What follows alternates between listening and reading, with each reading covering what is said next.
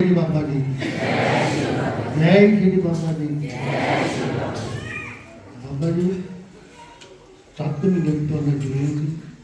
मेरे घर वाले को 35 साल हो गए खांसी, 35 साल हो गए खांसी की हटती सी। पंजाब का कोई हस्पताल नहीं छड्डिया सी, दिल्ली तो भी दवाई मंगाई सी, जसूर हिमाचल तो भी दवाई मंगाई सी।